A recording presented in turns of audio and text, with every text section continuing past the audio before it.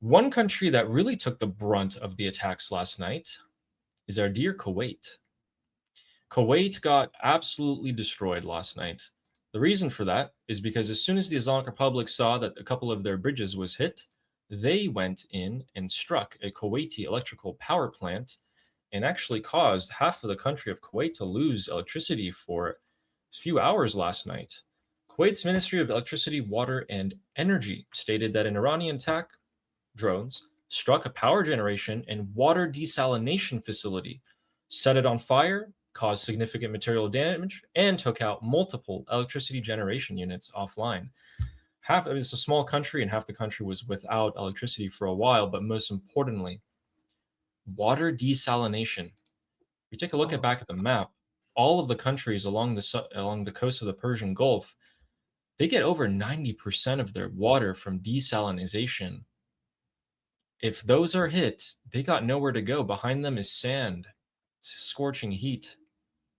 That's a huge problem for them. And I've been saying that as soon as Donald Trump is signaling to the Islamic Republic that they're going to hit Iranian infrastructure, the Persian Gulf Arab countries better get on board. They know that their infrastructure is next. The Islamic Republic infrastructure get hit, that equals Persian Gulf Arab country infrastructure getting hit. It is the same thing. They better join in, and they have been joining in, but their militaries aren't very strong. Let's just say that. Ali, can you go around the Kuwait, Bahrain, Qatar area? Go lower, like, yeah, highlight that area, that entire area, guys. Please understand that hitting the water desalination facilities is a new level of escalation, and this is devastating. If the Islamic Republic starts targeting water desalination facilities like they just did in Kuwait, you have to understand this entire area, people are not supposed to live here. There are millions of people here. It's not natural at all that people live here. If these people don't get water, you're going to see the greatest mass evacuation requirement in the history of mankind in such a short amount of time. These people will immediately be in the middle of desert and there's no water there. You're talking about millions of people that would immediately run out of drinking water. This is nowhere. This is the fact that people live there is like so artificial. Without technology, without desalination, these people will go without drinking water like that. Like within hours, these people will be running out of water. Like, I don't know. This is crazy. This is very dangerous. Like, there's so many people there and they're so vulnerable. And this is a huge, the fact that they're hitting water desalination, this is like a huge, and successfully actually this time, this is a huge, high level of escalation.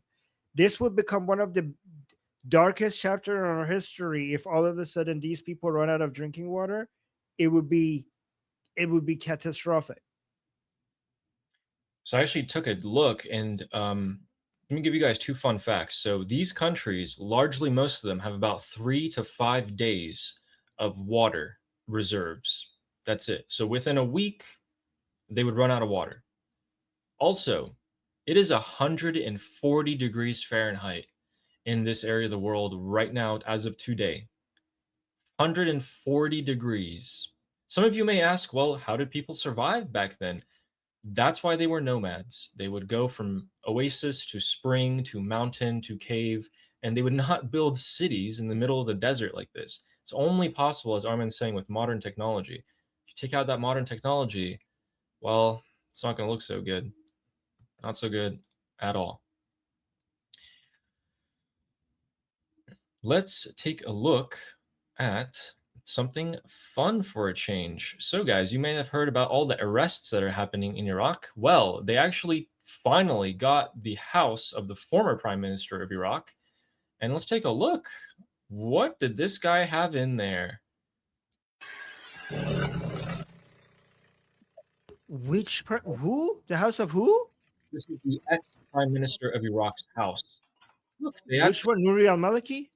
Yep, Nur al-Maliki. They had to break down a wall and to find a secret room in his house. I don't know how they got information that it was there. I mean, but they found it, and they find just water jugs full of rolled paper bills. Look at all that gold on the ground. I mean, this is billions, billions of denaries.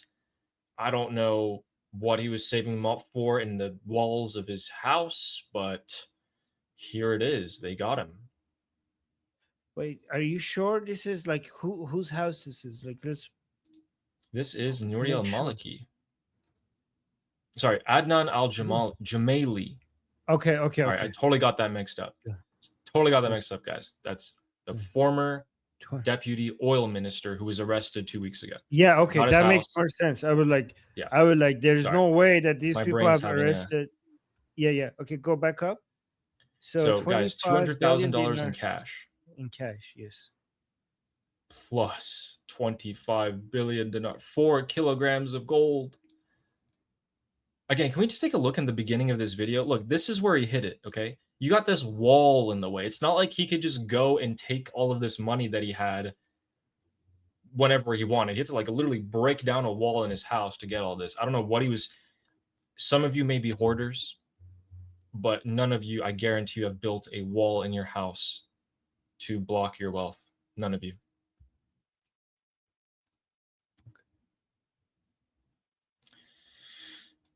Yeah, that ended up in these. Quite interesting. So Why put it in water jugs? I wonder. Is that the best? I guess way to... he didn't want humidity or insects to reach it. I guess I don't know. Yeah, guys, this is literally the Alibaba cave. You're right. Yep.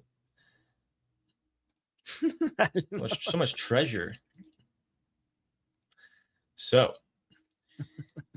yeah. By the way, when you said 140 degrees, can mm-hmm. you translate that for the rest of the planet?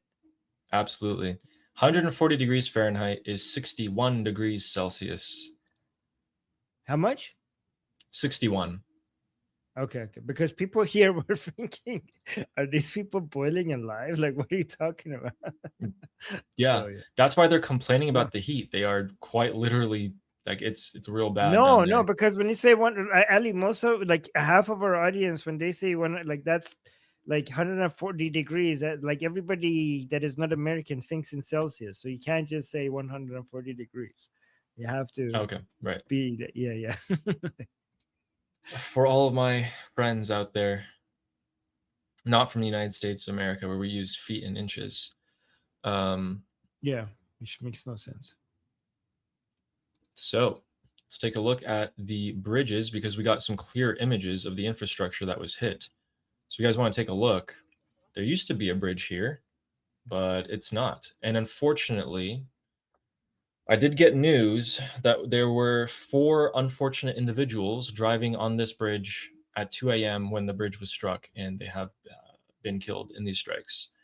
It is unclear who they were, but we largely believe that they are civilians, which again, you ask any person inside of Iran, Iranian people, they will tell you that their deaths are completely as a result of the IRGC's warmongering and not because of the United States of America. Yes. Yeah. Every single one of these people who are dying under US bombardment in Iran, every single civilian, their murderer is the Islamic Republic who brought this war to Iran by waging war against America. Absolutely. Here's the guys, thing. look at this. Guys, these bridges are, I think people don't understand how, so many people might not understand how important these bridges are. Guys, the Islamic Republic would not be able to send weapons and backup and forces because they hit the bridges and they hit also the backup for those bridges. So this is going to make it logistics so difficult for the IRGC, like basically impossible. There's going to be areas where they're not going to be able to defend or have access to. Other than the people who died, the unfortunate other side effect is that a lot of Iranians will also not be able to do their job, get to their work. This is going to make things inaccessible. Supplies of food and other goods is going to also be disrupted. So many businesses are going to get disrupted as well. But this is all because of the Islamic Republic that waged war against the United States and brought this upon the Iranian people. But Yeah, these bridges were key. These bridges are very important routes connecting different parts of Iran, the south and the rest of Iran together. So actually, it turns out there was 5 bridges that have been hit, and we can actually largely see queues of trucks forming already. Actually, that truck right there, if you guys can look, that is actually hanging off the bridge. Oh my Looks like it god. was right there when the strikes happened. The front room, where the truck driver is completely scorched, and it's hanging off the bridge there.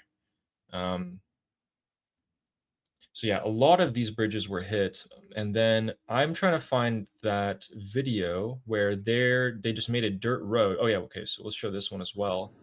This is where there's a long queue forming of oil and cargo trucks that can't pass through because, well, the bridge is done.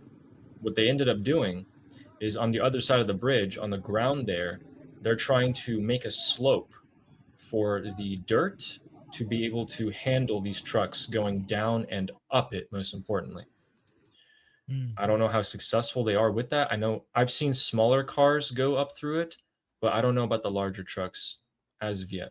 Either way, it slows down traffic a lot.